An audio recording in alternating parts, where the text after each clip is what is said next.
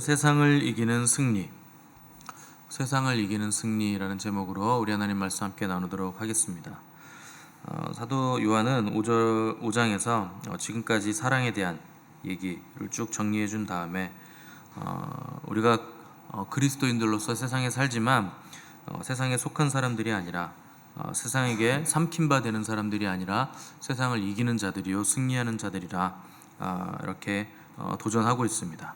그러니까 우리가 세상을 이길 수 있는 이유는 세상을 이기는 믿음이 우리에게 있기 때문에, 또 하나님께서 그런 믿음을 주시기 때문에 가능한 것이고, 또 근본적으로 우리가 이렇게 세상을 이기는 믿음을 가질 수 있는 이유는 예수 그리스도께서 세상을 이기셨기 때문에, 우리의 믿음의 주 되신 그분이 이기셨기 때문에 우리도 세상을 이길 수 있다 하는 것이죠.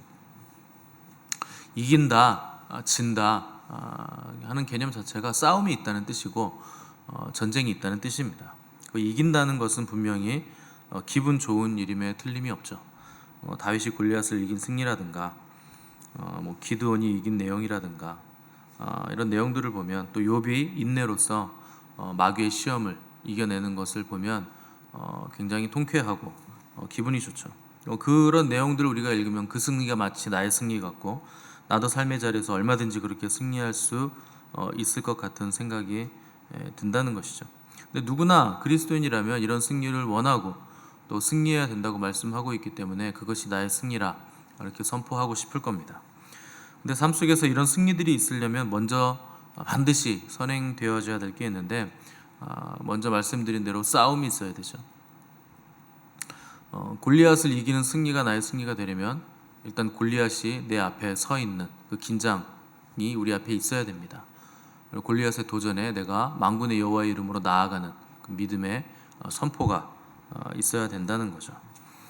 또 요셉의 승리가 나의 승리가 되려면 일단 우리는 요셉의 그 승리, 총리가 되어서 승승장구하는 것을 꿈꾸지만, 사실 그 전에 요셉이 거친 과정들이 우리의 교회로 끌려가서 억울하게 누명을 쓰고 또 감옥에 갇혀야 되고, 또 거기서 지체 높으신 어르신들 잘 섬겨주다가 그들의 꿈을 해석을 해줘야 되고, 그마저도 잊혀져서 감옥에서 썩다가 결정적인 하나님의 그 때가 됐을 때 그 왕 앞에 이렇게 불려서 나가는 이런 과정들을 거쳐야 되는데, 왕의 꿈을 또 잘 해석을 해줘야 되고, 또 그 해석대로 그럼 네가 해라, 그래서 국가 정책 수립도 할 수 있는 실력이 있어야 되고, 또 지혜롭고 탁월하게 정책을 시행할 수 있는 정책 시행 능력도 갖추고 있어야, 그래야 총리가 되는 것이고, 그래야 우리가 요셉의 승리가 나의 승리가 될 수 있다는 겁니다. 됐으면 좋겠다고 했을 때 아마 다들 아멘 하셨을 겁니다. 그죠? 근데 그 과정에 대해서는 여러분들이 쉽게 아멘 하기가 쉽지 않다는 거죠. 누가 유혹과 시련과 과정과 어려움을 좋아하겠습니까? 놀랍게도 하나님은 우리가 좋아하지 않는 시험과 그 어려움의 과정들, 그것들을 통해서 우리를 구별시키시고 끄집어내시고 키워내셔서 결국에 우리를 승리하게 만드신다 하는 겁니다. 그 이스라엘 백성이 가나안 땅에 갔을 때 정탐꾼들이 그 땅 거민들을 보고는 우리는 그들 앞에 비하면 메뚜기다 이렇게 자기들을 평가했죠. 근데 딱 두 사람, 여호수아와 갈렙만은 그들을 막아서면서 아니다, 그들이 우리의 밥이다 이렇게 평가를 했습니다. 그러니까 영적인 안목이 있었다는 거죠. 결국 광야 1세대 중에서 가나안 땅에 들어갔던 사람은 그들이 우리의 밥이라고 외쳤던 여호수아와 갈렙, 딱 두 사람밖에 없었음을 볼 때 여호수아와 갈렙이 옳았다 하는 것을 우리가 알 수 있죠. 우리는 고난이 오면 고난이 나를 잡아먹을 것이다 라고 생각하는 경향이 있습니다. 그 어려움이 우리를 잠식할 것이다 이렇게 지레 겁을 먹는데, 그렇지 않다는 겁니다. 어려움과 고난과 유혹이, 환난이 우리를 삼키려고 오는 게 아니고 그게 우리의 밥이라는 거예요. 그런 영적인 안목을 가지고 있어야 되는 겁니다. 우리가 그 고난과 어려움들과 환난을 먹음으로써 그게 우리의 자양분이 된다는 거죠. 그러니까 밥이라는 건 우리에게 힘을 주고 자양분을 주고 그 영적인 영양분을 우리에게 계속 공급해줘서 우리가 자라나게 만들고 힘을 가지게 만드는 거잖아요. 그러니까 그 어려움들이, 환난들이 우리에게 하는 일은 우리가 그들에게 잠식당하거나 먹히는 게 아니고 그 일들이 우리의 밥이 되어서 우리의 자양분이 되고 우리가 힘을 쓸 수 있게 해주고 또 키가 자라나고 성숙할 수 있게 해준다 하는 것입니다. 그래서 지고 있는 것처럼 질 것처럼 우리를 압도할 것처럼 보이는 모든 일들이 그게 크면 클수록 압도하면 압도할수록 그게 더 우리의 밥이 되고 더 많은 영양분을 가지고 있다 하는 것을 알아야 된다는 거죠. 근데 그런 영적인 안목이 있으면 여호수아와 갈렙처럼 저거 우리 밥이다 이렇게 선포할 수 있는 것인데, 그러니까 대부분은 낙심하고 또 규모에 눌려서 압도당하고 또 실망하고 그 어려움을 느끼게 된다는 거죠. 왜 그러냐? 세상적인 가치관이 우리 안에 있다는 거죠. 크면 강하다, 크고 많으면 이길 수 있다 하는 가치관 때문에 세상의 그 어려움들이, 세상이 우리에게 도전해오는 그 도전들이 마치 큰 것처럼 보이고 많은 것처럼 보이고 강력한 것처럼 보이지만 사실은 그게 우리 밥이라는 거죠. 뭐가 이기는 것인가? 크고 강하고 많으면 이기는 것인가? 아닙니다. 하나님이 함께 하는 자가 이기는 겁니다. 그래서 성경은 계속 반복해서 두려워 말아라, 염려하지 말아라, 계속 이걸 반복하죠. 그러니까 강조하고. 왜냐하면 하나님이 우리와 함께 하시니까. 또 그 다가오는 모든 환난들이 하나님께서 우리에게 허락하신 환난들이기 때문에 이 일을 통해서 우리를 구별시키시고 또 키워내셔서 하나님의 뜻을 이루는데, 승리하는 데 사용할 것이기 때문에 오히려 기뻐하라, 온전히 기쁘게 여겨라, 이렇게 우리에게 말씀해주고 있는 겁니다. 요새시고 피할 바위시고 뭐 이런 단어들은 전쟁이 없는 상황에서 쓰는 단어들이 아니에요. 다 전쟁에서 쓰는 단어죠. 요새, 방패, 뭐 피할 바위는 내 몸을 숨길 수 있는, 적의 화살로부터 나를 숨길 수 있는 바위라는 얘기죠. 그러니까 폭풍 같은 환경, 전쟁 같은 환경이 항상 있다는 겁니다. 근데 그걸 피해갈 수 없다는 것이고, 그러나 그 가운데서도 우리는 안전하다 하는 것이죠. 마치 그 폭풍우가 몰아치는, 비바람이 몰아치는 그 절벽의 둥지에는 어린 새가 폭풍우 가운데서도 두렵지 않은 이유는 어미새가 품고 있기 때문에. 비바람이 무슨 상관입니까? 일단 어미새 안에 쏙 들어가 있는데 안전하다는 거죠. 그러니까 우리가 신앙생활을 계속 겉돌면서 하는 이유는 이 안정감, 하나님 안에서 안심하는 안정감을 누리지 못하기 때문에, 그 믿음이 우리에게 없기 때문에 겉돈다는 겁니다. 뭐 겉돈다는 건 마당만 밟는다는 뜻이고, 두 마음을 품어서 광야에서 계속 뺑뺑이 돈다는 뜻이죠. 근데 세상은 끊임없이 우리에게 우리가 두 마음을 품도록 도전해오죠. 우리가 겉돌도록 마귀는 계속 우리에게 올무를 놓는 겁니다. 그래서 뭘 자꾸 주겠다고 그러고 제공하겠다고 그러고, 뭐 그렇게까지 할 필요 있냐? 뺏어서 결핍으로 다가오거나 줘서 만족함으로 다가오거나. 그들이 요구하는 건 뭐냐? 딱 하나입니다. 하나님과 그분의 나라를 믿으면서 살지 말아라. 세상을 믿으면서 살고, 세상의 안정감을 두면서 살고, 세상에서 누릴 거 누리면서 살아라 하는 거죠.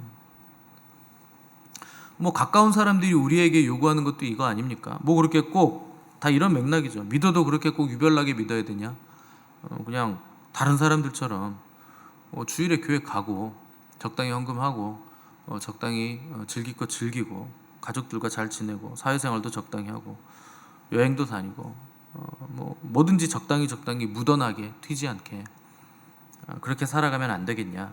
뭐 이게 세상의 요구고 가까운 사람들의 요구 아닙니까? 성경은 그렇게 적당히 묻어나게 그럭저럭 사는 것에 대해서 굉장히 무섭고 엄중하게 우리에게 경고를 하고 있다는 데 문제가 있는 겁니다. 예수님은 마지막 때를 경고하시면서 그리스도인들이 너희들 죄 지을까 내가 걱정된다, 너희들 타락할까 걱정된다, 이런 걸 걱정하지 않으셨어요. 주님은 그리스도인들이 먹고 마시고 장가가고 집 사고 시집 가고 땅 사고 소 사고 이런 것들 때문에 바빠질까, 그렇게 일상적인 삶 때문에 정신없이 살까, 그것을 경고하신 겁니다. 마치 이 세상에 온 이유가 먹고 살고 시집가고 장가가고 그게 다인 것처럼 남들과 다르지 않게 묻어나게 튀지 않게 적당히 그렇게 살까 하는 것을 경고하신 것이죠. 근데 우리가 그렇게 살다가 주님 만나면 이게 전부가 아니었다는 것을 깨닫게 될 것인데, 알게 될 것인데, 그때는 후회해도 돌이킬 수 없다는 겁니다. 그러니까 주님은 그거를 염려하시고 그거를 걱정하신 거죠. 거의 구원 받았을 뻔했던 롯의 아내를 보시면 롯의 아내는 99.9% 거의 구원에 가까이 갔었어요. 그런데 딱 하나 뒤돌아본 것 때문에 구원받지 못한 겁니다. 뭐 뒤돌아보는 게 뭐 그렇게 큰 죄라고 소금 기둥까지 되는 일이 발생했을까요? 근데 반대로 생각해 보십시오. 하나님이 엄중하게 경고하셨거든요. 야, 지금 이제 하늘로부터 유황불이 내릴 거고 땅에서도 이제 막 기름이 막 터져 나올 거고 불이 다 붙을 거고, 그러니까 빨리 떠나라, 빨리. 근데 가는데 절대 뒤돌아보지 말아라, 앞만 보고 가라. 엄중하게 경고를 하신 겁니다. 예전에 제가 어렸을 때 제일 무서웠던 TV 프로가 있는데요, 전설의 고향이에요. 그 왜 또 그런 되도 않는 프로그램을 만들어 놔가지고 그거를 이불을 뒤집어 쓰고 안 보면 되잖아요. 이걸 또 보겠다고 이불을 뒤집어 쓰고서 입을 깎아 빼고서 보다가 무서운 거 나오면 또 입을 닫고 끝났어? 끝났어? 이렇게 물어보면서 보던 프로그램인데, 그 프로그램에서 제일 무서웠던 게 여러분 뭐였습니까? 저는 제일 무서웠던 게 내 다리 내놔였거든요. 내 다리 내놔. 이거 다리 들고 가니까 내 다리 내놔. 뭐냐면 그게 뭐냐면 뭐 누가 아버지 뭐 부모님이 병이 걸렸는데 어디 묘지를 파가지고 그 시체 다리를 잘라가지고 그걸 팍 고아가지고 살면서 먹이면 병이 낫는다. 그랬나 보죠. 그래가지고 밤에 이제 남의 묘지 파야 되니까 밤에 가야 되잖아요. 근데 꼭 비가 오고 천둥이 치네요. 왜 그런 날 가요? 무슨 무당이 그걸 가르쳐 주는 날이죠. 근데 그걸 또 했는데, 근데 무슨 무당이 그걸 가르쳐 줬나 보죠. 근데 돌아올 때 절대 뒤돌아보면 안 된다고. 그걸 신신당부합니다. 성공했어요. 오는데 계속 내 다리는 막 쫓아오면서 뭐 별의별 게 막 다 하는데 절대 안 뒤돌아보는 거예요. 그러면 안 잡히는 겁니다. 그래서 집에 문 열고 딱 들어왔어요. 그런데 집에 있는 종이 주인님 어디 다녀오세요? 이렇게 뒤에서 물어보는 거예요. 그래서 이제 우리 집 종이니까 뒤돌아봤는데 그게 그 귀신이었던 거죠. 그래서 결국에 실패하는 그런 말도 안 되는 아주 그냥 사탄 같은 드라마를 입을 뒤집어 쓰고 본 적이 있는데, 엄중하게 경고를 한 거죠. 근데 롯의 아내가 이 뒤돌아보지 말아라, 절대 뒤돌아보지 말아라 라는 경고를 아마 마음에 깊이 새겼을 겁니다. 절대 뒤돌아보지 말아야지. 왜냐면 죽으니까, 불이 떨어지니까, 유황불이 내리니까. 근데 돌아보지만 않으면 구원 받는 건데, 정말 99.9% 구원 받은 건데 돌아봤어요. 도대체 얼마나 뭐가 대단한 게 있길래 그 결정적인 순간에, 목숨이 달려있는 시간에 돌아봤을까요?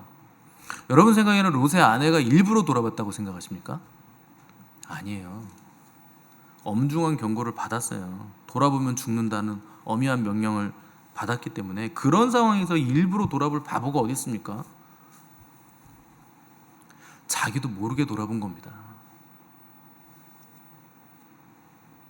왜 자기도 모르게 돌아봤을까요? 자기 마음속에 꽉 차 있는 것이 거기 있기 때문에 그게 아쉬워서 자기도 모르게 어느 순간 싹 돌아본 거예요. 본능적으로. 네 재물이 있는 곳에 너의 마음이 있잖아요. 내 마음이 거기 있잖아요. 거기서 얼마나 많은 돈을 모았겠습니까? 얼마나 많은 기반을 거기다 두고 살았겠어요. 근데 그 멸망에서 없어져 버릴 그 소돔 땅에 내 마음에 꼭 드는, 내 마음이 탁 가 있는 보물들이 거기 있는 거죠. 재물들이 거기 있었다는 거예요. 뭐 아라비아산 말도 있었을 것이고, 또 뭐 이태리산 상아를 깎아 만든 멋있는 침대 같은 것도, 돌침대, 원적외선 나오는 거, 내가 얼마 주고 산 침대인데 그거 뭐 들고 나오지도 못하는 거, 다 거기 있었다는 거죠. 보석들. 내 마음이 거기 있으니까 마음을 뺏겨서 자기도 모르게, 그 마치 전설의 고향처럼 주인님 어디 다녀오세요 그러니까 자기도 모르게 본능적으로 익숙하니까 돌아본 거죠. 돌아보는 그 장소는 어디일까요? 어디에 내 마음이 가 있을까요? 여러분의 보물은 뭡니까? 그게 무엇이든 간에 그게 정말 여러분들의 보물이라면 여러분들의 마음은 거기 가 있는 겁니다. 그게 근데 보물이라면, 그게 정말 보물이라면 그게 나를 구원해 줄 수 있어야 돼요. 영원한 생명을 나에게 줄 수 있어야 진정한 보물입니다. 혹 여러분들의 보물이 오직 주님뿐이라면 여러분 지치지 마시고 그 길을 계속 걸어가시기 바랍니다. 그런데 행여라도 나의 보물이 주님이 아니라면, 다른 것이라면, 가족이 됐든 다른 어떤 물건이 됐든 내가 추구하는 어떤 이상이 됐든 그게 나의 보물이라면 여러분 빨리 돌이키시는 은혜가 있기를 바랍니다. 영원하지 않은 것은 우리의 보물이 될 수 없는 거예요. 영원한 것만 우리의 보물이 되는 겁니다. 영원하지 않은 것에 내 마음이 지금 가 있고 그게 내 보물 삼아져 있다면 여러분 이를 악물고 싸워내셔야 돼요. 그리고 주님이 나의 보물이 되셔야 됩니다. 큰 승리라는 건 골리앗을 쓰러뜨린다든가, 홍해가 갈라진다든가, 여리고성이 무너진다든가, 기드온이 300만만 데리고 수만 명의 미디안 군사를 이긴다든가, 이런 승리들은 하루아침에 오는 게 아니거든요. 작은 승리들이 모여서 우리의 일상의 삶의 자리에서 내 앞에 있는 선택의 기로에서 내가 하나님을 선택할 때 그때 그것이 나의 승리가 되는 것이거든요. 그런 승리들이 모여서 큰 승리도 우리가 일궈낼 수 있는 것이죠. 그래서 작은 승리를 반복해서 경험한 사람들이 얻는 전리품이 큰 승리입니다. 지금 일어나는 작은 일상의 전투에서도 우리가 이기지 못한다면 어떻게 여리고가 무너지고 어떻게 홍해가 갈라지고 골리앗을 쓰러뜨릴 수 있겠습니까? 그래서 주님 우리에게 요구하시는 것은 성공이 아니에요. 승리를 요구하시는 것이고, 일상에서 우리가 하는 모든 선택들 가운데서 승리하는 삶을 살기를 원하시는 거죠. 그래서 여러분들이 삶의 자리에서 일어나는 싸움들, 이 선택의 싸움들에서 여러분 그걸 우습게 여기지 마시고 내가 무엇을 선택할 것인가, 하나님이 무엇을 요구하시는가, 어떻게 선택하고 무엇을 선택할 때 하나님이 기뻐하시는가 하는 것을 생각하셔서 항상 하나님을 선택하는 그 승리가 우리에게 있어야 됩니다. 그 작은 싸움들을 우습게 여기지 마시고 우리는 얼마든지 승리할 수 있는 사람들입니다. 왜냐하면 요한이 말하기를 우리는 날마다 세상을 이기는 자들이다. 왜냐하면 우리가 하나님께로부터 났기 때문에 승리할 수 있는 자들이다 하는 것이죠. 우리 주님이 또한 세상을 이기셨기 때문에 우리가 승리할 수 있다는 겁니다.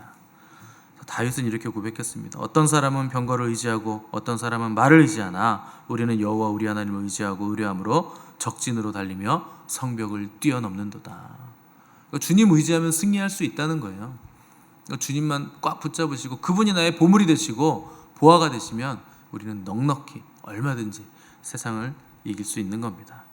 이 승리가 여러분들의 삶에 날마다 있으시기를 바라고, 승리의 노래를 부르는 노래가 여러분들의 입술에서 터지기를 바라고, 승리의 깃발을 올리시고 힘차게 함께 전진해 나가는 저 여러분들 되시기를 간절히 바랍니다. 함께 기도하겠습니다.